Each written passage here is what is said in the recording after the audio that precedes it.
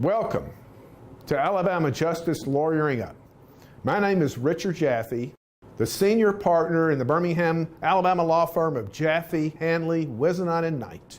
We are going to explore with you the hottest cases, the most controversial topics of Alabama justice, and we're going to bring to you exciting key players that make our Alabama justice work or not work. We look forward to having you.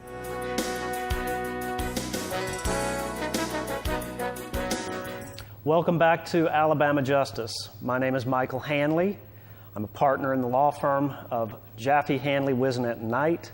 With me today is my partner, Michael Whisonant, and we are very pleased to welcome to our show today Senator Cam Ward. Welcome to the show. Thanks for having me on.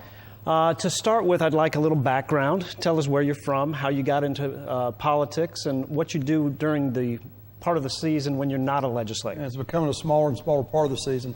I'm the state senate from Alabaster. I represent western Shelby County, most of Chilton and Bibb County as well.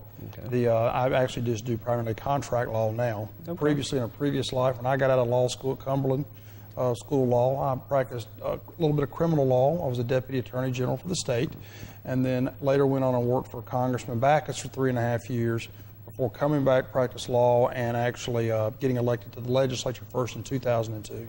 Okay. I know you were born and raised down in Florida. What brought you to Alabama?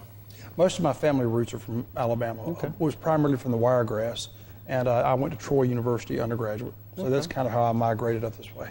So you first entered into the legislature in 2002. What position what were you elected to do at that point? Oh, I was elected to the House of Representatives. At the time, I was elected into the Republican minority in the House, where I served 8 years, including stints on the House Judiciary Committee and House Education Policy Committee. Then later in 2010, decided to run for the Senate when the Republicans became the majority. So I've served in both chambers and both in the minority and majority. I've seen each side of it. When are you up for re-election? 2018. Okay, yeah. So you'll be up for re-election with everybody else everybody next year? All statewide offices and the legislature, they all run at the same time. Okay, very good. You are currently in the Senate. You are on the Judiciary Committee? I'm chairman of the Senate Judiciary Committee and serve on about 7 different standing committees, and then I'm also chairman of the Joint Oversight Committee on Prisons. Before we get into the prison reform issue, which I'd like to address today, I know you have some special committees and organizations that you represent when you're not a legislature. If you'd like, you want to give them a plug? Yeah, just different activities. Actually, my most recent one was I'm on the National Board of Directors for Prison Fellowship. Okay. I serve on the Council of State Governments. They call it the Justice Center Board, which deals with nothing but a round table of leaders around the country on criminal justice throughout the years. And then here locally, I'm on the board for the American Village, which is a great institution in Shelby County, involved with leadership Shelby County. So there's several other groups like here locally that I really enjoy being involved with. Well, that's great. What I really would like to talk to you about is the concept of prison reform, what you've done, and how we've reached the point that we needed to do something with our prison system. So if you'll give us a little background on the problems with the prison system that precipitated this need for some reform. Yeah, the way people talk about criminal justice has changed dramatically from really the 1980s is when it was we got to be tough on crime, and everybody wants that for public safety's sake. Starting in the late 1990s and early 2000s, people started realizing we've been pretty tough, but it really hasn't impacted crime rates, and it's costing us a lot of money. We got an overcrowded system. Well, what people discovered slowly was you were doing great at locking people up, but as a government, we didn't want to pay for it. So we love that idea, but we don't want to pay for it. And now you're faced with the reality of we have these unconstitutional conditions, and this is what really started getting Alabama's attention. You had 193% capacity in our prison system. What does that equate to as far as people in the prison system? You were about 28,000 people under our custody. In a system that was built for 15 or 16,000? Yeah, actually closer to about 13,000, okay. 13,500. So it was just there was no way to continue sustaining it. And so as people have learned more and more about criminal justice, people go back, people being the general public, they look at it and go, do I want to raise a bunch of taxes to pay for a lot of new construction? Or would I prefer changing the system up to make it more efficient without harming public safety, without having to spend a lot of new money? And obviously every time people look at it and go, I'd rather not pay a lot of taxes for prisons when you're having enough trouble raising money for schools. Absolutely. So that's kind of what drove us to get to this point, realizing we were going to bump up on a federal court ruling if we weren't careful. And the real concept behind all this, of course, is public safety is your primary concern, your number one concern. First and foremost is public safety. That's the one major role government has that we've got to do right. And the system we had in place was not working, because while you were locking them up, at the end of the day in the United States, 98% of everyone who goes into the correction system anywhere in the country eventually gets out. That's true. And when they come out, do you want them to be a public safety risk, or do you want them to be a productive taxpayer member of society? And the way we were running corrections, it wasn't a public safety justice. It really wasn't. We've gotten away from the concept so much, I guess, of rehabilitation, where prison systems stopped teaching people how to do a job or educating them when they're in prison. Is that part of what's... I was just down at Draper Prison today doing a tour. I'm on the foundation board for Ingram State.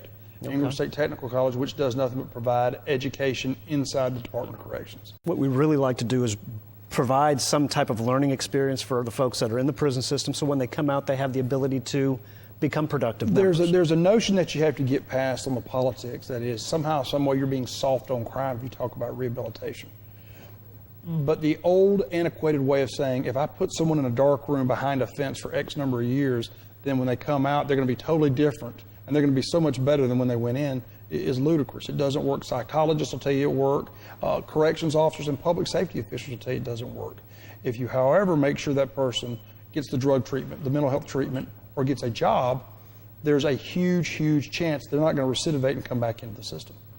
As far as that's concerned, is to lower recidivism rates, to give them job opportunities, what kind of things do you see on the horizon as far as what our legislature can do to help further that effort? Well, I'll go to my meeting from just a few hours ago.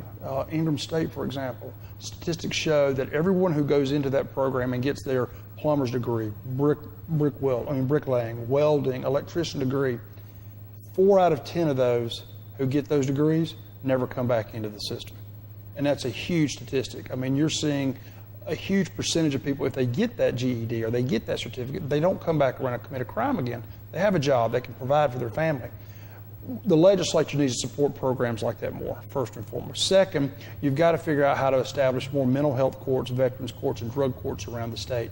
That's to catch somebody before they ever get into the system to begin with. How do you make sure if someone has a mental illness, there's a guidance to make sure they're taking their medication, they're getting the treatment they need? So the legislature needs to support these programs more than we have. And I think we're getting there, but that's a big part of how you handle a lot of folks who, if you catch them on the front end, they may never go into the system to begin with, and that's what we need. And getting to that, you mentioned mental health, and so many of our prisoners, it seems like they have mental health issues. Judge Thompson's ruling against us just recently, he stated that 25% or so were had a mental health diagnosis in our prisons. That number is probably much higher because our diagnosis rate is lower in the state. It's probably closer to 40% of the people in our prison have some sort of mental health diagnosis. You've got to figure out how you treat those folks. You've got to figure out what can we do to make sure this person, once they get out of the system, they're not coming back in. And that's usually some sort of supervision. And even more so, let's see what we can do before they get to the point. Both before now. You have some folks in there now, you got to look at afterwards, what can we do to keep them straight? Sure. And those before they ever get there, how do you intervene and get those? And that kind of goes to the change in mental health as a whole. Mental health around the country used to be institutional. If someone was wrong with them, you just locked them up in a room, a padded room, and that was it. Now you've moved more toward community-based mental health treatment. We just don't have enough of it. And the legislature, if you're really going to put a dent long-term on public safety and prisons, mental health's the area to tackle. We're going to take a quick break, but when we come back, I'd like to talk to you about maybe statewide standards for things like mental health or drug court or veterans court, because I know right now it's hit and miss as we go from county to county. So we're going to take a quick break. When we come back, we'll be joining Senator Cam Ward with some more questions.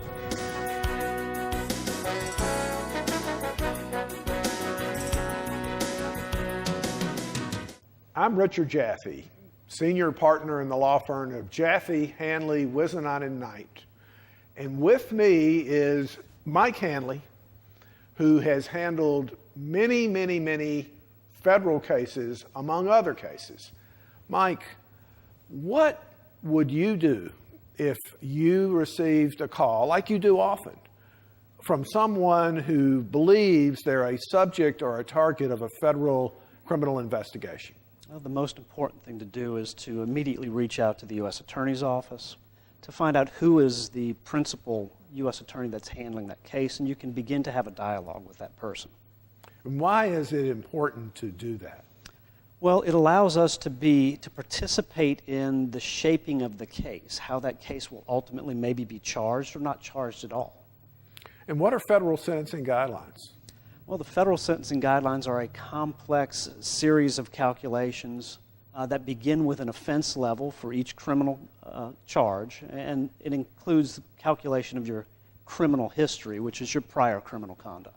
We at Jaffe, Hanle, Whisonant, and Knight are ready, willing, and able to talk with you or anyone in your family at any time if you find yourself in a position where you need someone experienced in the federal courts.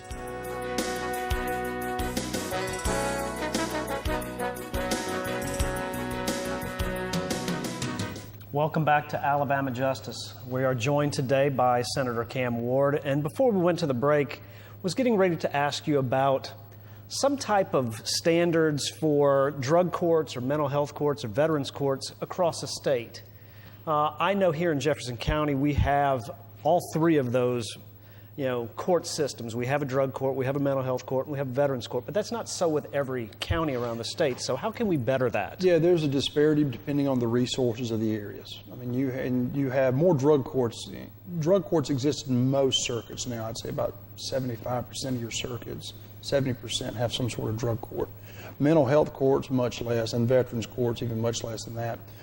There is a challenge, though, because there's a lot of disparity, again, due to lack of resources from circuit to circuit as to how those courts are operated. I think long-term you do need to have some sort of minimum standards so that we have some more uniformity across the state and how productive and useful they are. Is that something that we can do through the legislative process We or can. through state budgeting, or do we need some other? We need both, but what I would like to see, too, is the legislature work with the judiciary on that, work with the courts. What you don't want is the legislature creating some law saying this is how this is going to work on a minimum level, and then here court go make it work when we're not on the front line.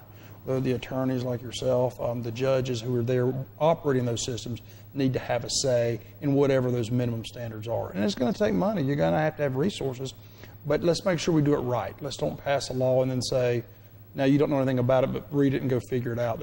We've done that on too many other issues. Okay. We've had Judge Shante Owens on this program in the past, and she, of course, is the Jefferson County Drug Court judge, and she's talked about some of the community outreach issues with drug courts and veterans courts. We believe that's important. Is there something that is happening with the legislative process that maybe we're not aware of as far as that? No. I mean, I think honestly because we worked on sentencing guidelines in 2013. Then we did the Prison Reform Bill in 2015, which dealt with a lot of particularly pardon and parole and some more sentencing guideline tweaks. We've always focused on what's the state law, but I think when it gets down to community outreach, getting more people involved, that is a real the big asset is having law enforcement involved as well as having the courts involved. That's where I think your real community outreach comes in. And it's an integral part of the whole. That's a very important part. You just mentioned sentencing guidelines. That's one of the things that drives my wife crazy is what's a person's sentence? When they say you've got a 2 to 20 year sentence, you're not going to do 20 years. How has sentencing guidelines changed the sentencing aspect in Alabama? Well, here's a good example. Yeah, and there's a lot of folks that say, well, we should have truth in sentencing. 20 years means 20 years. Yep. Well, there's no state in the country that has 20 years. And the real reason, the philosophy behind that was if you had truth in sentencing, you'd just build a new prison every year. You couldn't keep up with the number of people going in. And you also have an incentive that once you've committed the crime and you're doing the time and the punishment, the incentive is what kind of rehabilitation does this person go through? If it's a remarkable rehabilitation, it may be 15 years, maybe 14 instead of 20. And a lot of folks have trouble with that, but that really is a motivator to make this person clean their act up, obviously serve the punishment, but at the same time be a productive citizen when they come back out, which eventually they will. That's true. That's frustrating for a lot of people. The big deal for sentencing changes was we needed uniformity. We had guidelines, but they were voluntary. So we had many circuits that were following the guidelines set by the legislature. But we had some that said, I don't care what they say, I'm going to sentence this person to that. So a good example being in Shelby County, you might get 8 years for burglary, and in Mobile County, maybe you're getting 18 years. And there was somewhat of a rise of equal protection claims of, well, how can this be? It's the same law. How can there be that disparity? So we tried to bring a little more uniformity to that and make sure it's the same across all circuits. And what you were trying to do was, bring some standard in that would say this is the type of sentence that you should receive, and would you do it across the state? Yeah, this is the range you need to be sentenced in for this particular crime. And I think, and there was mixed results. There's some judges who said, I don't like being told I have to do this. And I've been in some of those counties. Yes. And I've had some district attorneys who were very unhappy. They felt like they needed more wide-ranging latitude. What you've seen as a result is you've seen an 18% decrease in the number of people going in, and more people going into diversion programs, as opposed to just the lock them up, throw away the key. And you've seen a 5% reduction in your crime rate. So the lack of people going in hasn't increased your crime rate at all over that same period of time. That's a great result. Did the inception of the community corrections program also ease some of that as well? The community corrections have been around for a while, long before the legislature started doing it. Actually, long before I came into the legislature. The work there, as you've seen an increase, I think we're now out of the 67 counties. I think we have 48, 49 community corrections, which are great.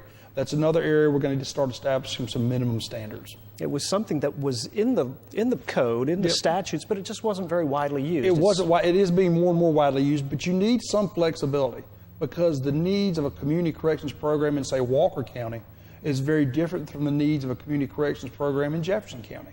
You've got to give them some flexibility, but there's also got to be some measured results. Okay. And we've got to develop some guidelines on that. But again, I think we need to work with correctional officers, probation officers, and those people who are in these community corrections to give us guidance as to what's a good standard to develop. We've talked about Judge Myron Thompson's order, which precipitated, the prison reform system that you have been instrumental in incorporating. Can you tell us about the prison reform system? Well, Judge Thompson's order, first of all, a judge said, look, you are running, there were 3 lawsuits. One that dealt with the ADA Act, which we settled out of court. The second one is the mental health, the lack of mental health services, and he ruled against us and said we ran a system that was in violation of the 8th Amendment. And so we're dealing with that ruling now, and then the next one is on the health care system as a whole for the prisoners. Judge Thompson has told us that we're going to have to, one,